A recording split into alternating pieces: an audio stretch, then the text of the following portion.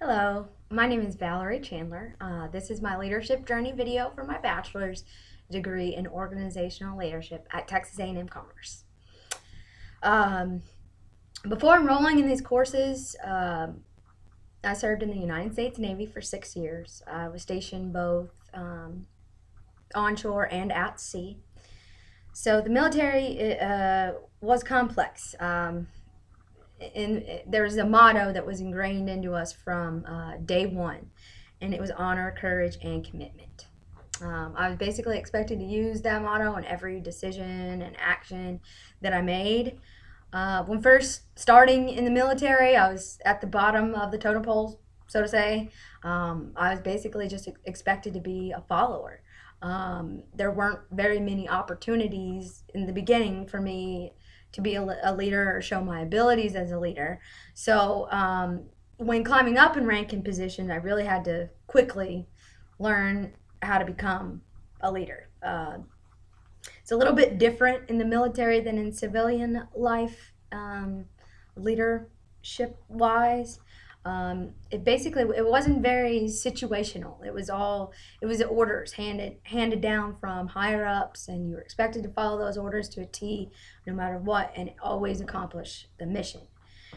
So for me, what I tried to do my best at in the military is I tried to be helpful to people as much as I could. I show them tricks and trades on how to get the job done faster or better.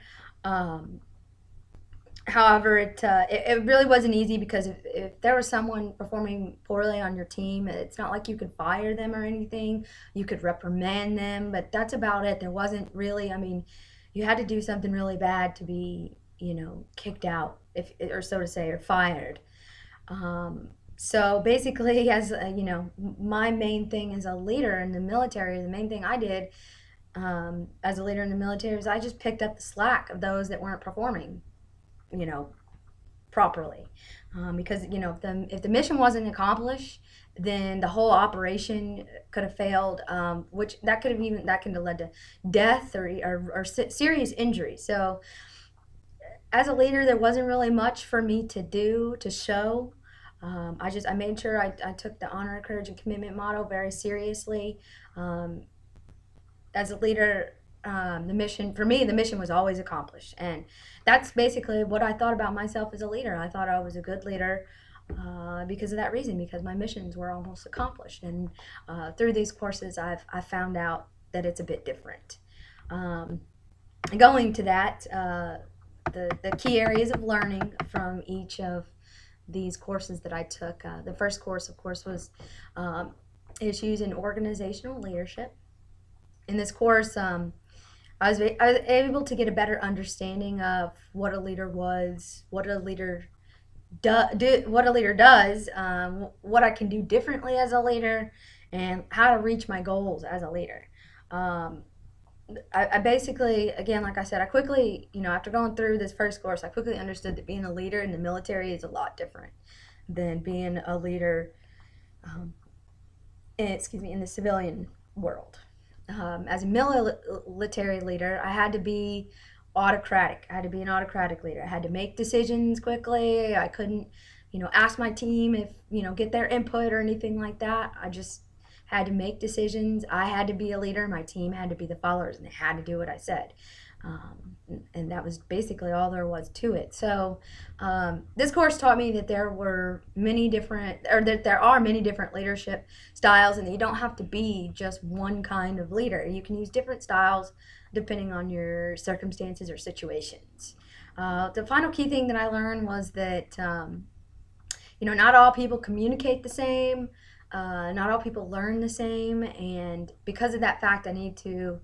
This course taught me that I need to be very aware of this fact, that of this going forward as a leader, and I need to be able to implement different communicating styles along with leadership styles and teaching styles, depending on the people and the situations. So that's what I got out of that course. Our courses. The next courses involved data-driven decision making. These courses were a bit difficult for me, considering I'm not very computer savvy. I wasn't used to working with Excel hardly at all. Um, but that definitely changed throughout taking this course. The first thing that we were taught is that there's two different types of data. There's the quantitative and the qualitative. Quantitative is numbers, data, number data, and then qualitative would be like word data. So I learned how to analyze this data using an Excel spreadsheet and different tables and graphs. And I also learned that there are many different ways to show this data using the Excel spreadsheet, depending on what type of data you want. For example, whether you want to know how good a certain product is doing over the years, or how a certain locale is operating, if they're keeping up their um, operating standards. So that's one thing I learned is there's many different ways to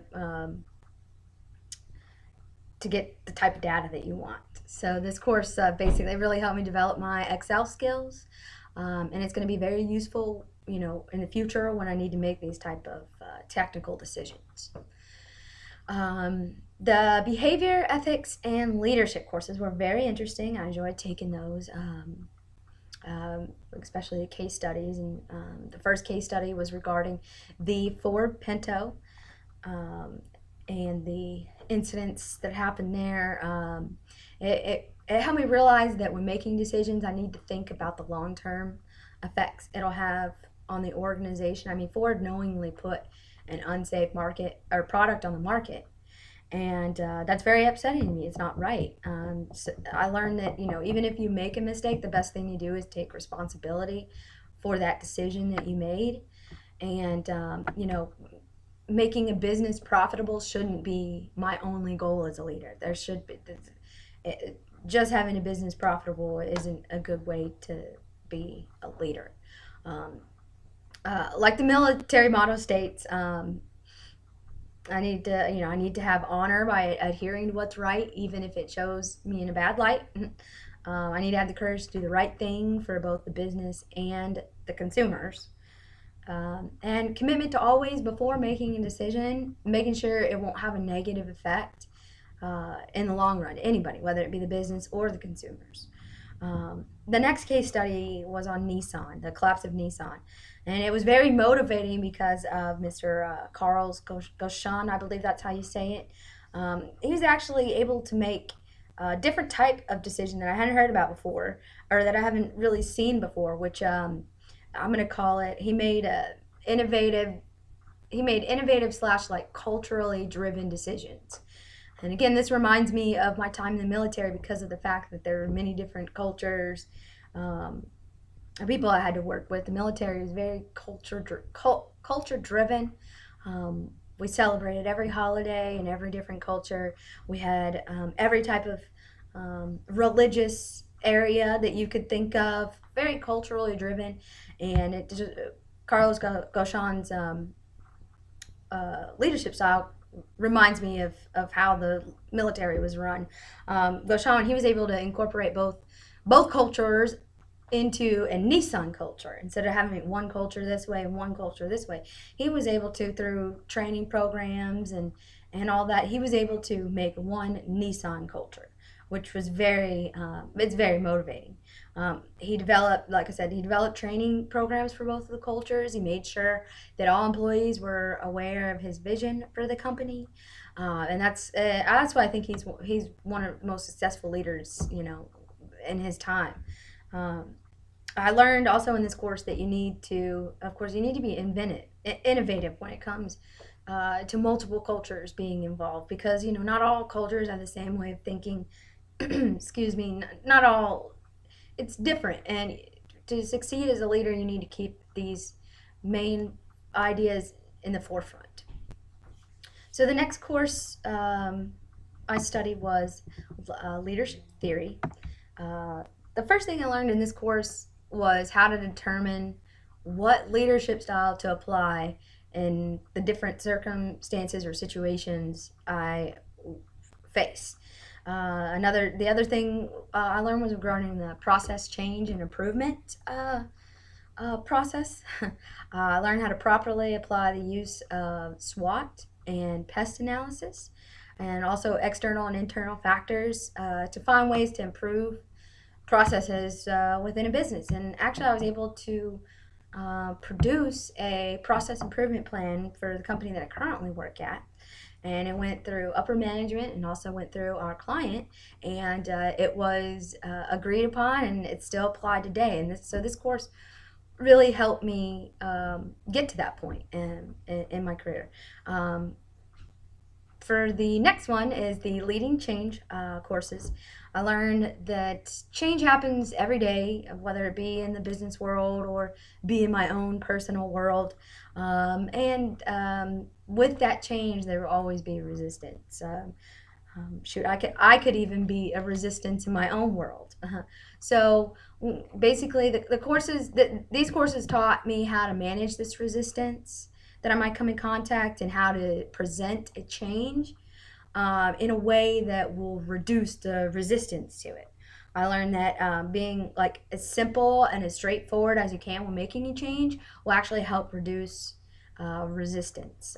As mentioned above, when I was presenting my process change to my boss and to the clients, I made sure that it was as simple as it could be. I made sure that everyone understood what exactly was going to be changed and how it was going to improve or help us in the future. And basically that took all resistance, opposition away, and my improvement plan was put forward. So the leading change courses were probably the most helpful out of all of these courses that I took. So excuse me, the last were the capstone courses, which this video is for capstone 2. And we had to do leadership interviews and a case analysis with a recommendation. Through my leadership interviews, I found it really interesting, because both leaders, even though they showed different styles of leadership, their responses to the situations they were in, that they faced in their everyday jobs, were more or less the same.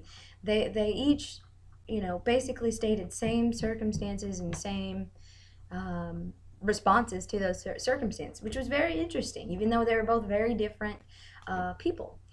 Both leaders that I interviewed, they basically showed the aptitude to apply multiple leadership styles depending on their circumstance. Again, as I said, some of the leadership styles, and this is just a short list that I found, was transformational, democratic, servant, facilitative, coaching. There's coaching styles, cross-cultural styles. So it was very interesting, and basically what that did was I learned that I need to be able to identify the situation that I'm in, understand the people that work around me, and I also need to have a vision on how I want people to see me as a leader.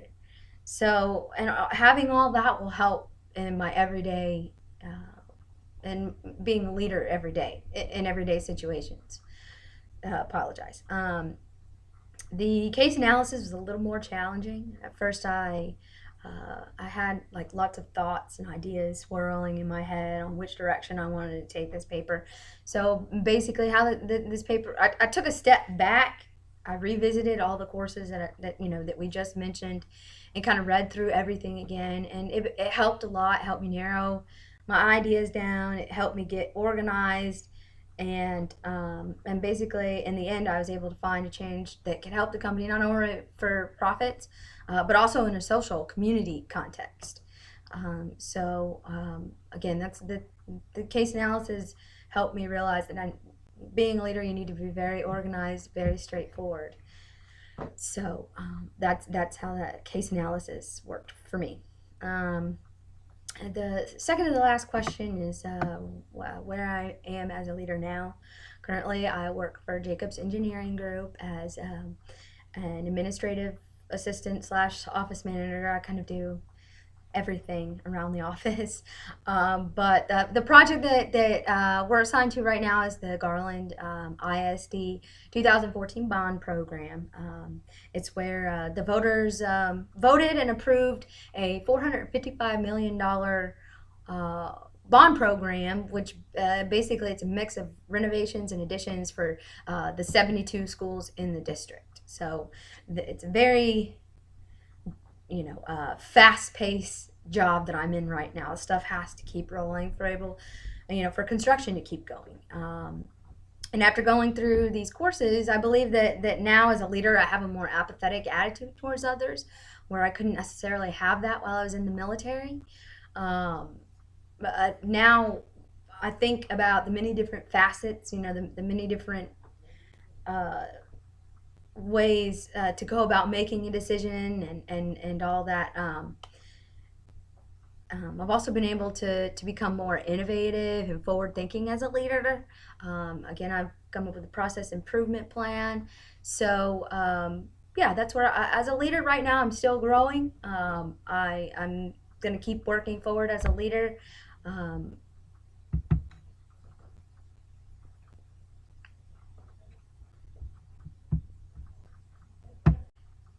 I apologize about that technical difficulties. Moving on to the last question that we had was how am I going to move forward as a leader, or how am I moving forward as a leader right now? I am also currently enrolled in a master's degree program for management.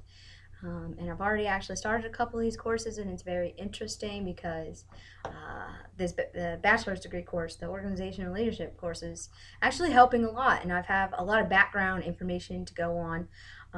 So I'm going to be constantly. I constantly am going to be moving forward. I've also been offered a promotion after I get my master's degree. I'm no longer going to be the office assistant / office manager. I'm going to be in a whole department, document controls department.